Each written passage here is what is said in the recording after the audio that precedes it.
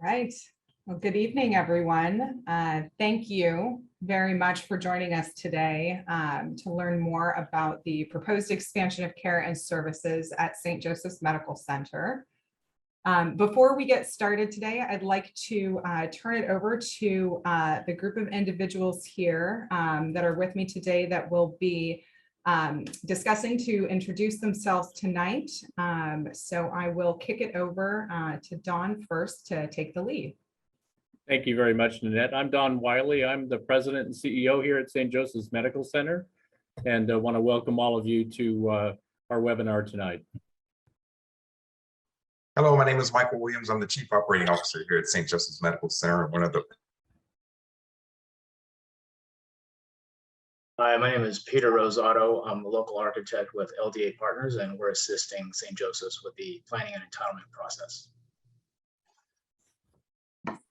And I'm Nanette Farag, Vice President at Randall Communications, and our team supports St. Joseph's with community engagement and communications. I would like to remind everyone that we are recording this workshop tonight so that it can be made available to others after this session ends. And so moving forward, we can kick things off. So taking a quick look at our agenda, we're going to start with a little bit of history and background about St. Joseph's. We're going to provide an overview of the proposed project expansion. Then we're going to move into a question and answer session.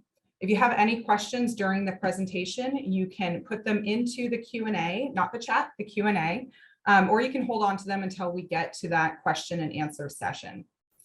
Following the Q&A, we'll discuss what next steps are, how to stay involved, and then we will adjourn for the evening. So just to touch really quickly on what the objectives are of this workshop, we're here today because we want to provide an overview of the proposed project, the purpose behind the expansion, why we're doing this, and what that timeline is going to look like. It's also really important to make sure that we allow our community partners and members of the surrounding community in the greater Stockton area to ask questions, provide feedback about the proposed project, and then finally to learn how to stay engaged. What those opportunities are and to stay involved and updated throughout this process. So with that, I'm going to turn it back over to Mr. Wiley to kick things off for us.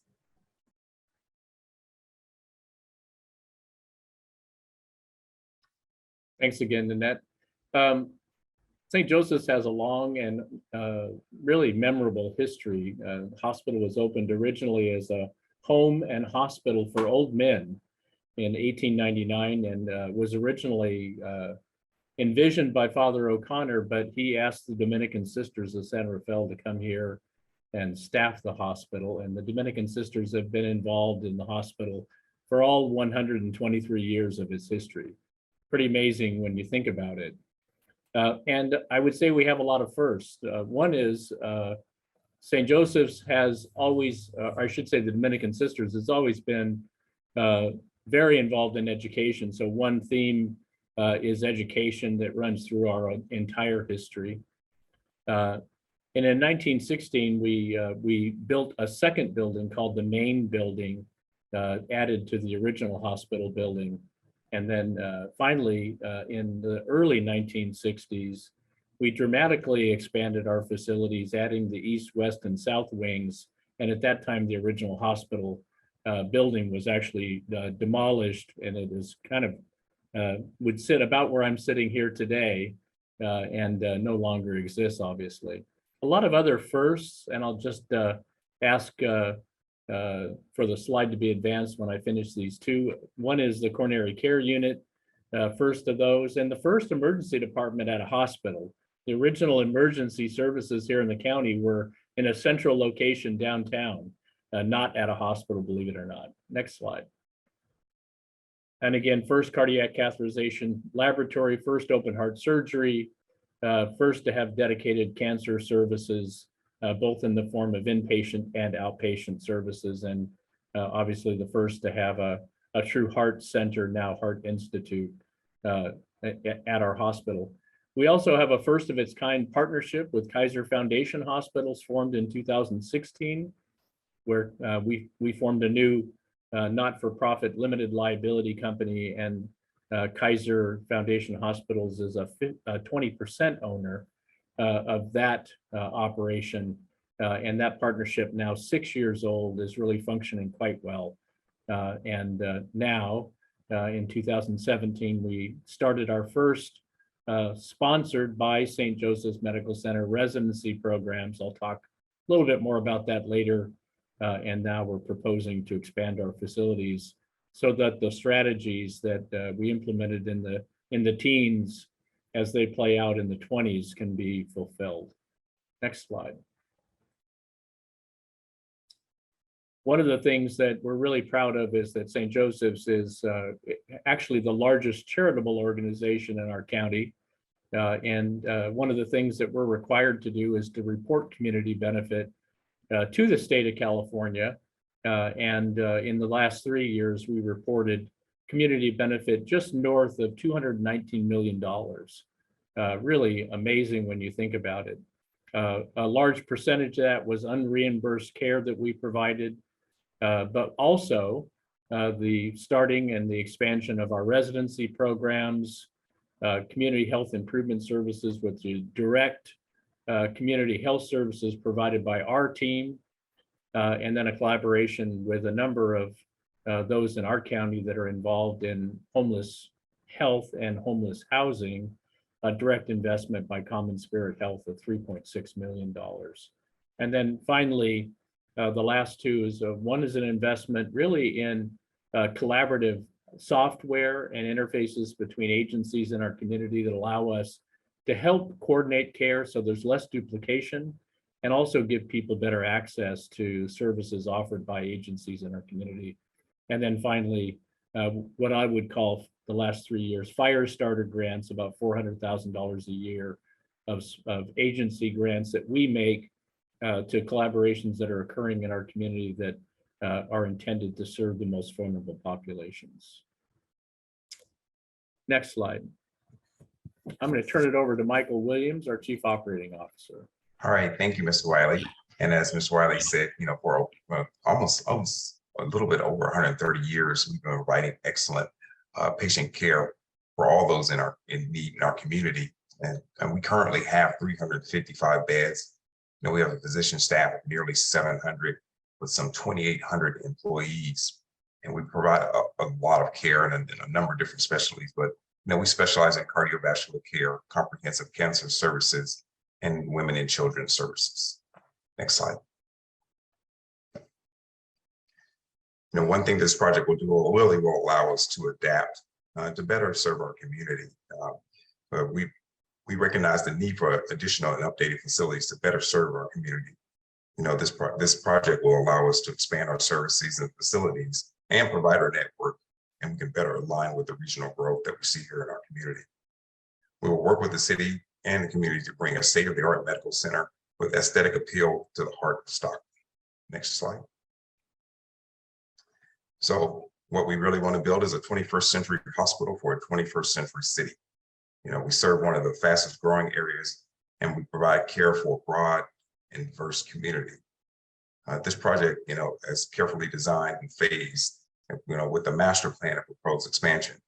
We will, this will strengthen our ability to provide world-class patient care.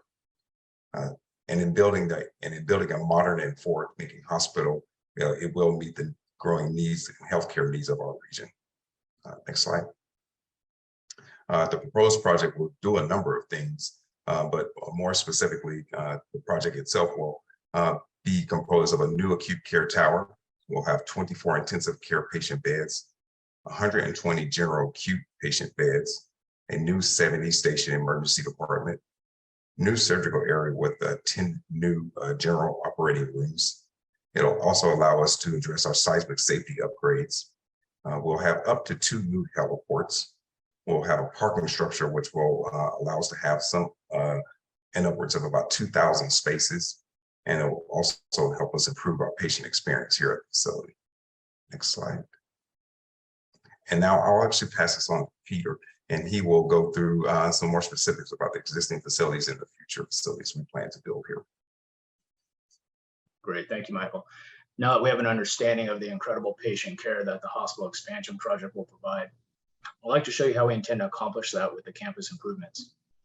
To help orientate you to the expansion and the existing site plan, what we see on screen is our existing site, and directionally, north is on the right with the north edge of the property bordered by East Cleveland Street, and the south end of the property bordered by Harding Way.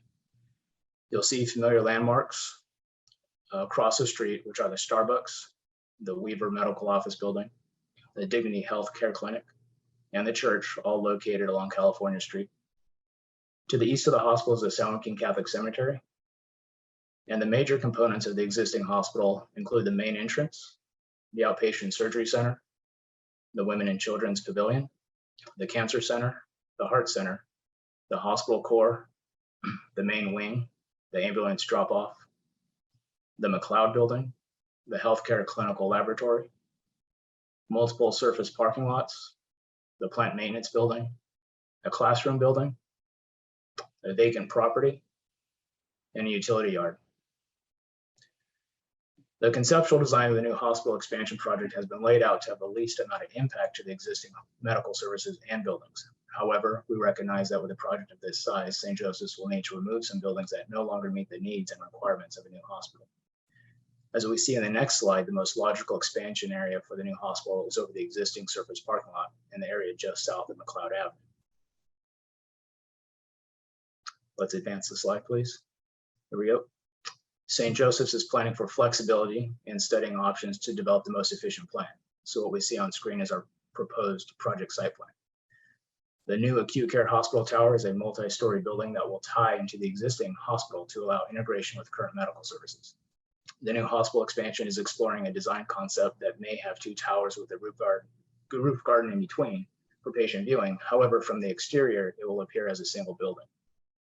You'll see a new vehicle concourse and building entrances parallel to California Street.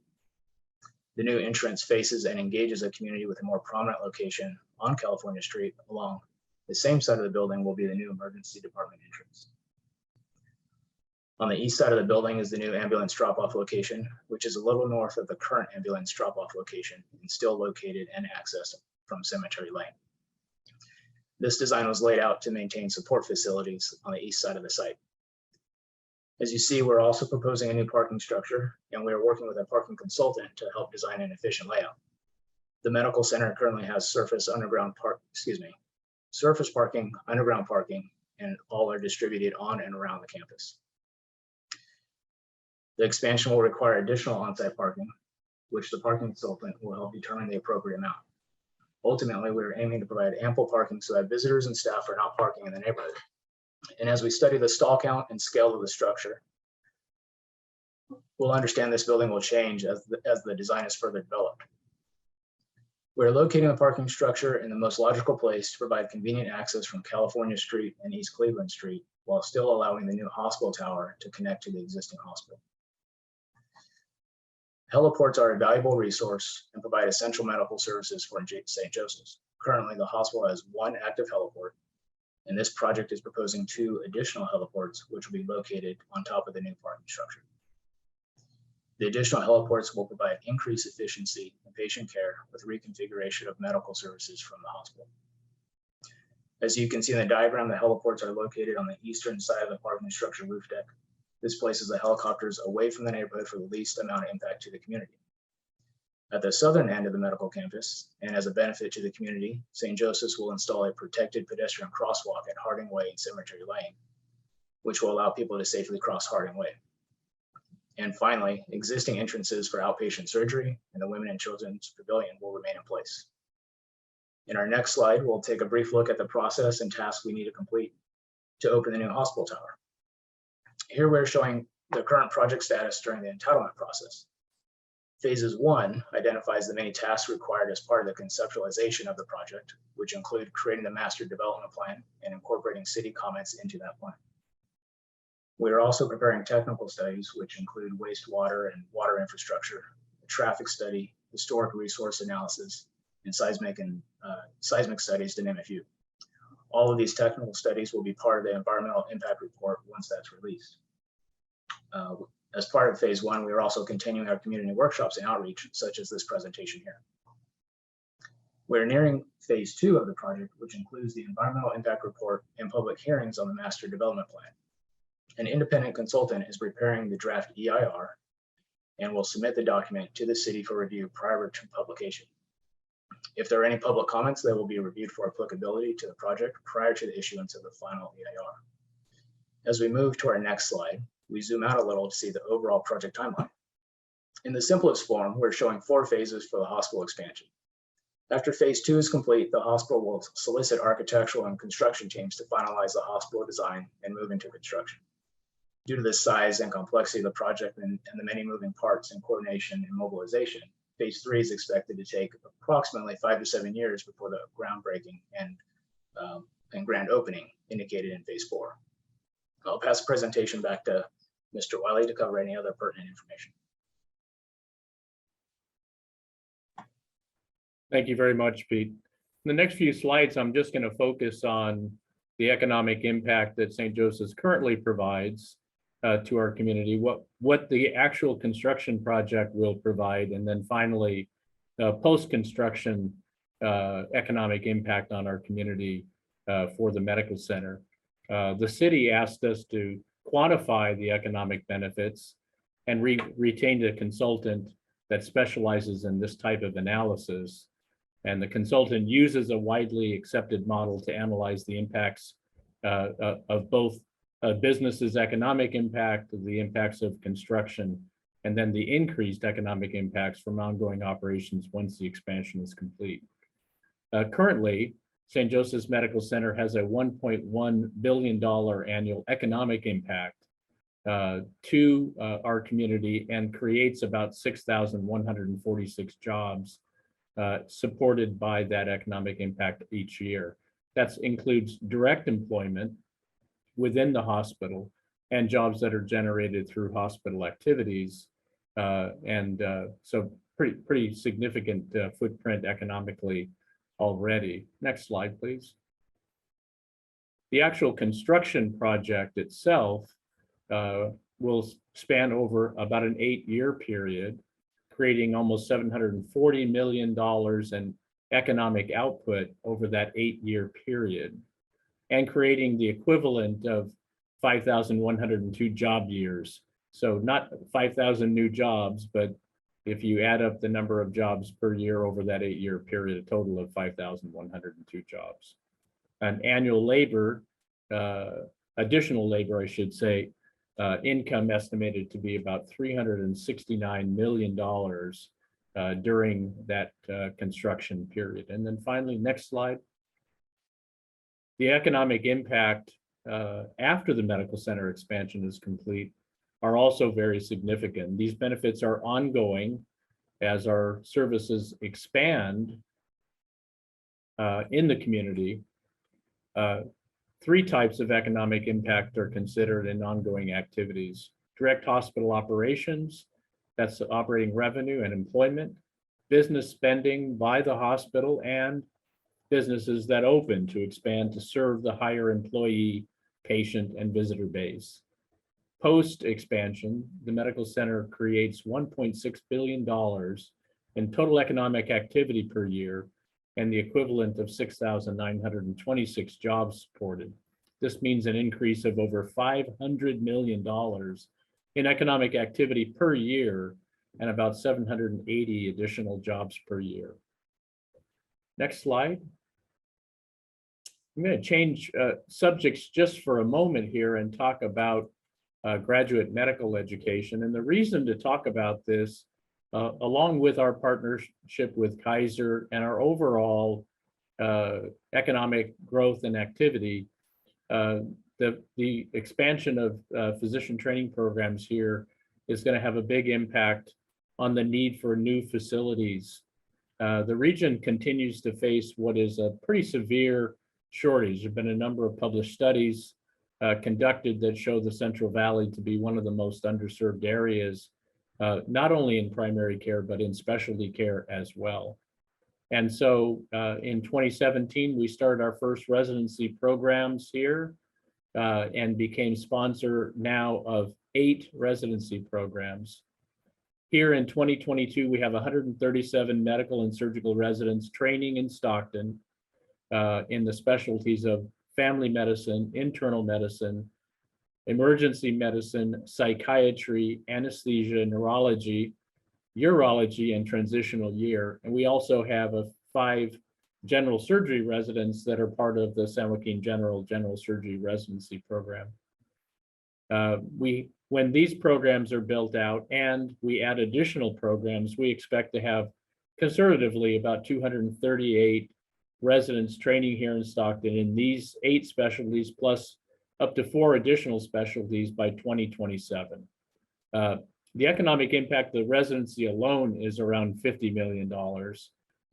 And I'm talking about the direct salaries and benefits, but the impact on programs and services that we'll be able to offer the community is much larger and will over time allow us to really grow our service lines in areas that we're already very good at and in areas where we could add some capacity.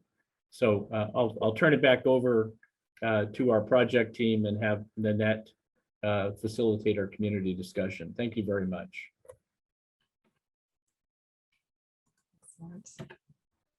Well, thank you very much, Mr. Wiley and Michael and Peter for that great background. We would like to open it up for the discussion portion of our workshop. So if you have a question, feel free to raise your hand and we will call on you to pose your question to the project team. Alternatively, you can also put your question in the Q&A portion of the chat here. So let's take a look. Let's see. Oh, okay.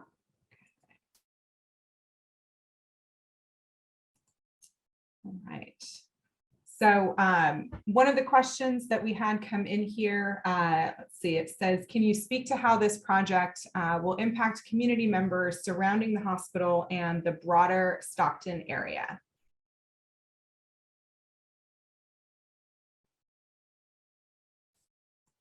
I think we can throw that out to anyone on the project team.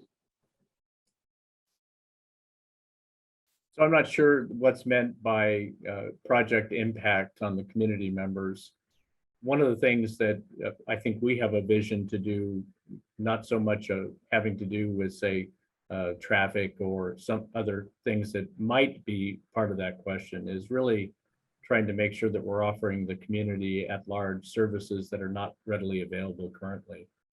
Today, if a person has a significant urologic problem, they're having to go to San Francisco or Sacramento for care. And many of our people who live around the hospital either don't have access to that care or don't have the ability to actually get there to have that care. So our hope is that we'll be able to provide those services and ultimately do so in a way that gives better access to everyone in our community. I would turn it over to anybody else who wants to answer any other parts of that question. So, Mr. Wiley, I might add something to that. I'll introduce myself, Martha Lofgren, the land use attorney working on this project for St. Joseph's. So Pete Rosado mentioned briefly that there is an environmental impact analysis underway. We have a full EIR for this project, and it's being prepared by a consultant under the direction of the city of Stockton. The city will review the document and will decide when it's released for public review and comment, and there will be at least a 45-day period for public review and comment. That EIR goes through all of the required environmental impacts under the California Environmental Quality Act. So to the extent the question was intended to get into what are the environmental impacts, that will be publicized in advance of any project hearings. We rely on the city for the release of that document, so we don't have an absolute schedule yet, but we're targeting sometime towards the end of this calendar year, probably at the latest first part of 2023.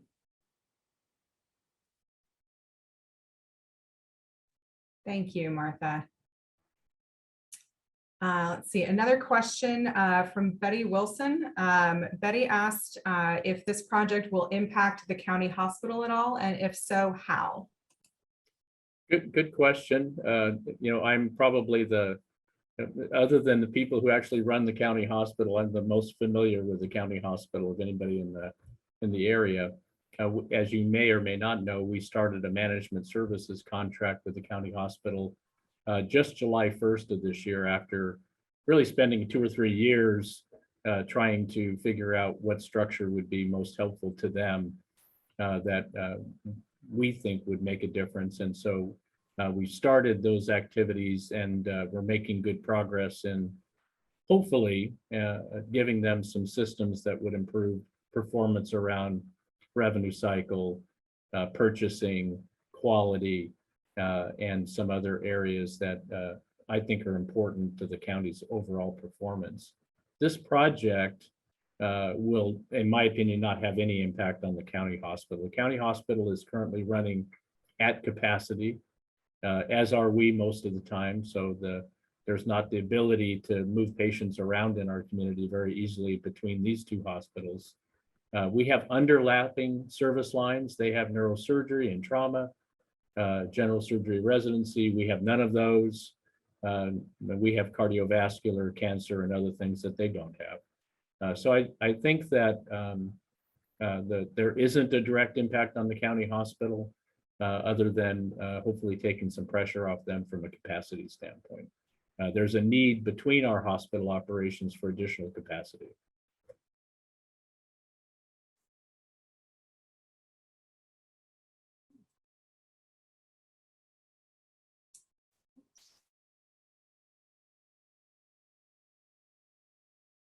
Don't see any other questions in the chat.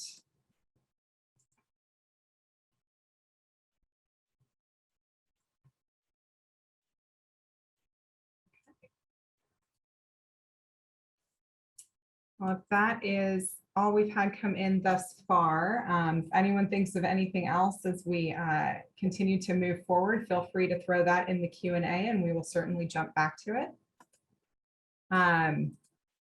But as we can conclude the Q&A portion, want to talk a little bit about what the next steps are and what's going to be moving forward. So as we mentioned earlier, the goal of these workshops is to make sure that we're engaging the community members and they continue to stay informed about the proposed project. They know how to engage, and there are several ways to do that. As Martha and as Peter mentioned earlier, the first is through the public hearing process. When the draft EIR is submitted, there will be an opportunity for public comment prior to the publication of the final EIR. And this really is an opportunity for community members to share their input and feedback through that public hearing process.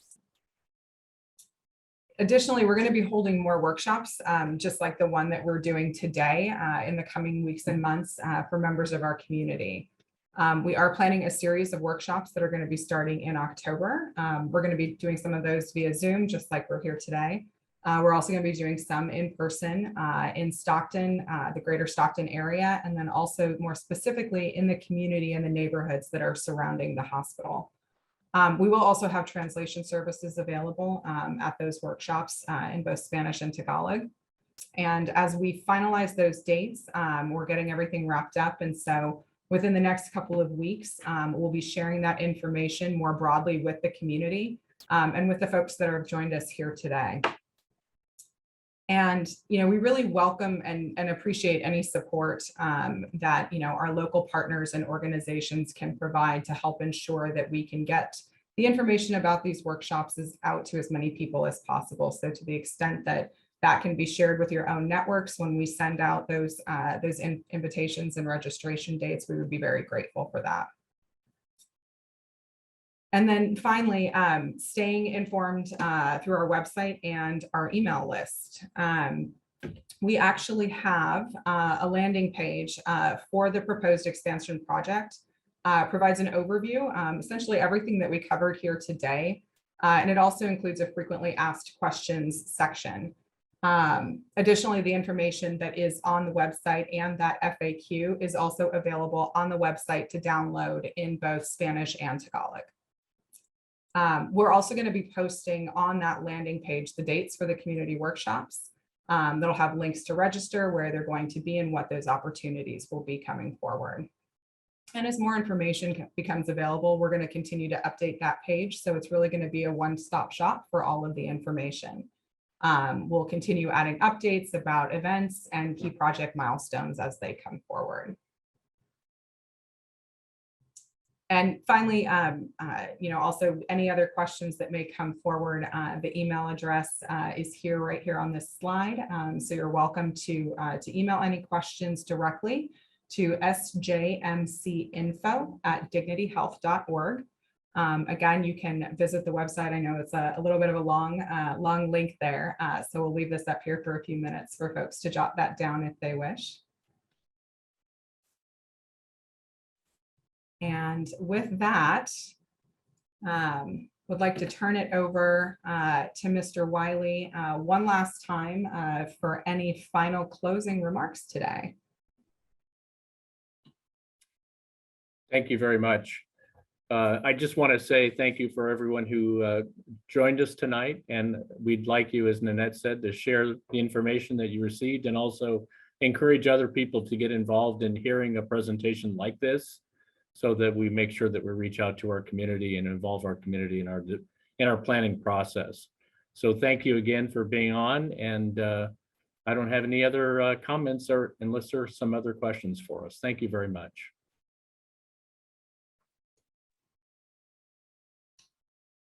Thank you again, everyone, for joining. We'll keep this open here should anyone hop on a little late. I know we wrapped up a little bit early today. So hope everyone can get back to their evenings. Looks like, nope, we don't have any other questions. So thank you again, everyone, Mr. Wiley, Pete, and Michael, and Martha. And hope everyone has a wonderful evening and stay cool out there.